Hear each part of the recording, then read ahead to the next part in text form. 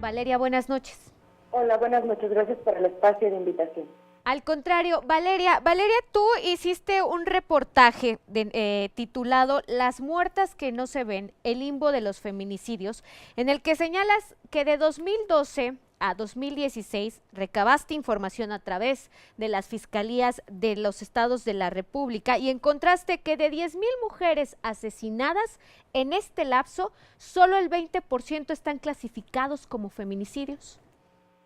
Así es, esta publicación, esta gran investigación que realicé y que se publicó en febrero de este año, reveló que justamente es menos del 20% de los asesinatos violentos de mujeres los que logran tipificarse como feminicidios. Esto pese a que alrededor de 7,000 mujeres que fueron asesinadas de manera violenta, que presentaban rastros de mutilaciones, rastros de violencia sexual, que habían sido golpeadas hasta morir, que habían sido asesinadas en manos de sus parejas o de alguna persona con la que tenían una relación cercana. Bueno, pues pese a que esos indicativos se supone que según los códigos penales locales y el Código Penal Federal indican que se debe iniciar una investigación por feminicidio, estos alrededor de 7,000 asesinatos violentos fueron solamente tipificados como homicidios dolosos, ¿no? Entonces la investigación que realizamos, que fue basada totalmente en información obtenida vía transparencia con las procuradurías y fiscalías, nos dejó ver esta cifra negra de feminicidios en México. Muy bien. Valeria, ¿qué patrones hay en las fiscalías estatales que al final del día no tipifican los homicidios de mujeres como feminicidios? Y también, ¿qué encontraste pues en esta violencia en los asesinatos en contra de las mujeres? ¿Es la misma que hace 10, 20 años? Bueno, me gustaría destacar que ahorita que estaban haciendo un recuento previo a que yo entrara al aire con ustedes, escuchábamos los casos de diferentes mujeres que fueron asesinadas de manera violenta. No sé si notaron, pero la mayoría presentaba algo en específico. Aparte de la violencia sexual, era que el cuerpo quedaba expuesto en vía pública. Bueno, esta es una de las características aplicables para iniciar una investigación de homicidio y que pase a ser una investigación como feminicidio, ¿no? Que el cuerpo de la víctima haya sido expuesto. Lamentablemente en México no existe homologado el concepto de lo que es feminicidio. Entonces ahorita que tú me preguntas si es lo mismo que hace 10 años o qué está pasando con la tipificación, bueno, el primer tope que tenemos en cuanto a leyes es que el feminicidio no es lo mismo en toda la República Mexicana. Entonces, por ejemplo, si aquí en la Ciudad de México es un indicativo de iniciar una investigación por feminicidio, el que existe una relación entre la víctima y el victimario. Esto quiere decir que quien asesine a la mujer haya tenido alguna relación de noviazgo, quizás matrimonio, algún familiar o incluso una relación laboral o de amistad. Y es quien comete el crimen sobre la mujer. Bueno, en la Ciudad de México se iniciaría la investigación por feminicidio. Sin embargo, si esto pasa, no sé, un ejemplo en Campeche, donde no se reconoce la relación víctima-victimario para indicar que pudo haber sido un feminicidio, pues entonces ahí solamente se tipificaría como homicidio doloso. Entonces, la primera traba que tenemos es todavía el cómo se comprende el concepto de feminicidio en toda la República Mexicana. No es igual. Entonces, lo que es feminicidio en Guerrero no es lo mismo que lo que es en Tamaulipas. Y eso es lo más grave, ¿no? Que por eso estamos hablando de limbos y de números ocultos, porque no hay una manera general de hablar de feminicidio. Está el Código Penal Federal que especifica las 7 causales, entre ellas que el cuerpo de la víctima presente signos de mutilaciones, signos de violencia sexual, lo que comentaba, que el cuerpo de la víctima haya sido expuesto, que existe una relación víctima-victimario, incluso que la víctima haya sido privada de su libertad previo a ser asesinada y otros puntos más. Sin embargo, esos 7 puntos no se respetan en toda la República Mexicana. Entonces, la primera traba que tenemos es esa, no hay un concepto homologado de lo que es feminicidio en México.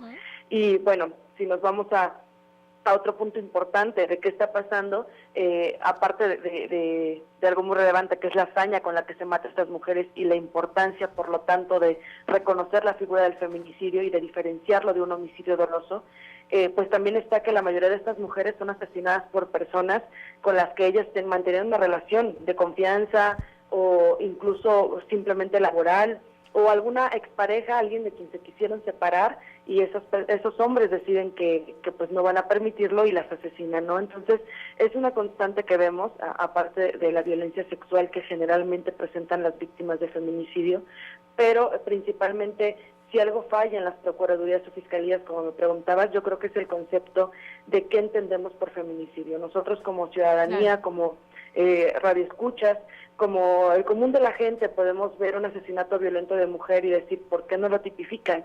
Pero lamentablemente, pues las procuradurías y fiscalías se siguen a sus códigos penales locales. Entonces, si su código penal local no reconoce una de esas causales, no lo van a investigar como tal, lo cual es muy lamentable. Debería de ser homologado el concepto de feminicidio para no permitir que existan estas ventanas por las que los feminicidas puedan escapar y no se les pueda juzgar como debería, y bueno, que los feminicidios sigan siendo ocultos. Claro. En estas cifras que tú comentabas, nosotros, bueno, yo logré solamente contabilizar oficialmente 1.887 feminicidios de enero de 2012 a mediados de 2016, solo 1.887.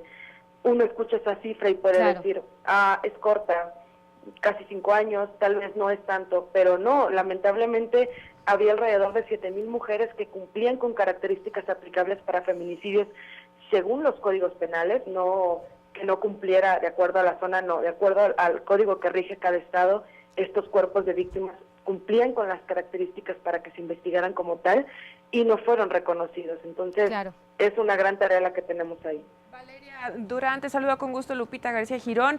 Y bueno, ¿cómo generar alertas tempranas para evitar pues este tipo de maltrato y llevar los casos pues a las últimas consecuencias y que no se queden solamente pues incluso en listas negras?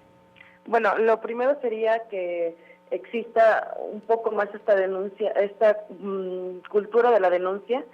Sabemos que es complicado, yo lo menciono en el reportaje, que es difícil que una víctima que sufre violencia intrafamiliar denuncie por diferentes factores, y bueno, el principal de todos es que cuando alguien va a denunciar, puede suceder que la persona que toma la denuncia ejerza violencia intrafamiliar en su hogar, entonces no tome con importancia lo que la víctima está diciendo, ¿no?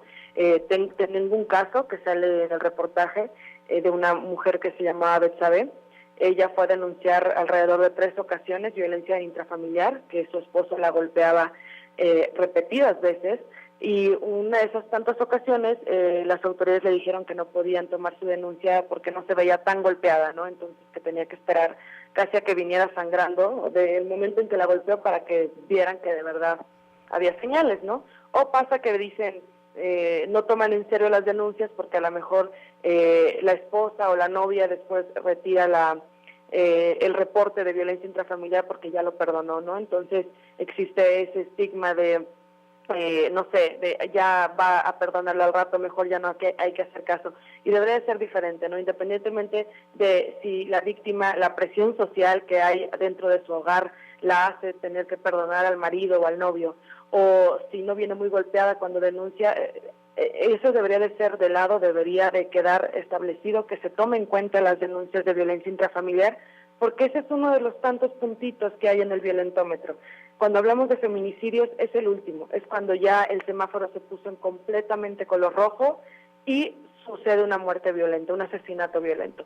Pero generalmente ese foco no pasa de verde a rojo así nada más, no, va escalando poco a poco y son las etapas que van desde violencia psicológica hasta empezar con gritos y después evolucionamos a golpes, evolucionamos incluso a violencia sexual dentro del hogar y bueno, terminamos en un feminicidio. Entonces habría que tomar en cuenta los inicios, independientemente de los conceptos y educación que podamos tener, de pensar que es normal tratar a la mujer así, no debería de ser tomado en cuenta por las autoridades. Claro, Valeria Durán, muchísimas gracias por estar con nosotros el día de hoy en el canal de la Asamblea y felicidades porque junto con Raúl Olmos y Daniel Lizárraga obtuvieron el primer y segundo lugar del premio, este premio tan prestigioso Walter Reuter.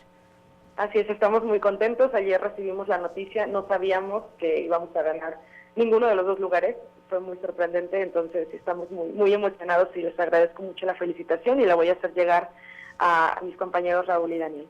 Al contrario, muchísimas gracias a ustedes por este periodismo pues tan valiente y por compartir, que enriquece sobre todo en un panorama político, social y económico, incluso pues tan áspero, es bienvenido y causa muchísima alegría pues que se haga este tipo de periodismo. Valeria, mil felicidades y gracias por compartir la información de Mexicanos contra la Corrupción y la Impunidad con Ciudad TV. Muchas gracias a ustedes y bueno, queda a la orden.